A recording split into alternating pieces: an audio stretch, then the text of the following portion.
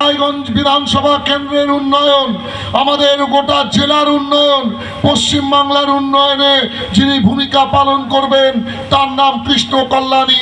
কৃষ্ণ কল্যাণী, কৃষ্ণ কল্যাণী। আজকে সেই কারণে আপনাদের সামনে আমরা উপস্থিত হয়েছি। বন্ধুগণ, আপনারা জানেন গত লোকসভা নির্বাচনে আমরা রায়গঞ্জ শহরে 27টা ওয়ার্ডেই আমরা কৃষ্ণ কল্যাণীকে জয়ী করাতে পারিনি, এটা ঠিক। আপনারাও 10 নম্বর মারাইপুরা গ্রাম পঞ্চায়েতে কৃষ্ণ কল্যাণীকে জয়ী করাতে পারেননি, এটা ঠিক। তবু কৃষ্ণ কল্যাণী লড়াই করছে আপনাদের মতন হাজার হাজার তৃণমূল কংগ্রেস কর্মীদেরকে সাথে করে নিয়ে আগামী 10ই জুলাই নির্বাচনের মধ্যে দিয়ে আমরা কৃষ্ণ কল্যাণীকে এবারের বিধানসভার উপনির্বাচনে জয়ী করে মমতা বন্দ্যোপাধ্যায়ের হাতকে আমরা শক্তিশালী করব। এই বাংলার উন্নয়নে কৃষ্ণ কল্যাণী ভূমিকা পালন করবেন।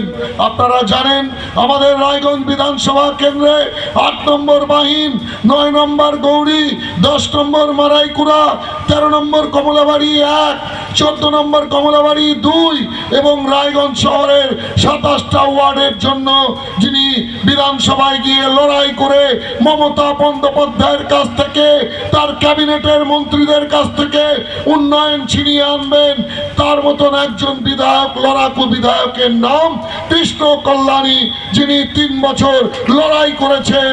আজকে সেই জায়গায় দাঁড়িয়ে আপনাদের কাছে আমরা বিনম্র আবেদন জানাতে আজকে শহর থেকে একে একে আমরা চলে এসেছি আপনাদের বাড়ির দরজায়, আপনাদের কাছে আমাদের দলের হয়ে কিছু কথা তুলে ধরবার জন্য। তিলক চৌধুরী আছেন, ভোলাদা আছেন, গোড়া আছেন, আমরা আছি।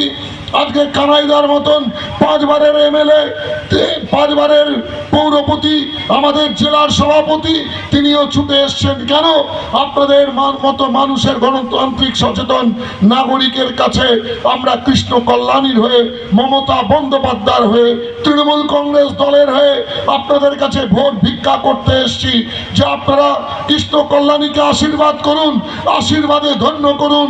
তিনি আপনাদের কণ্ঠস্বর হয়ে বিধানসভায় গিয়ে আপনাদের জন্য উন্নয়ন ছিনিয়ে আনবেন। এইটুকু কথা বলবার জন্যই আপনাদের সামনে আমরা এসে দাঁড়িয়েছি।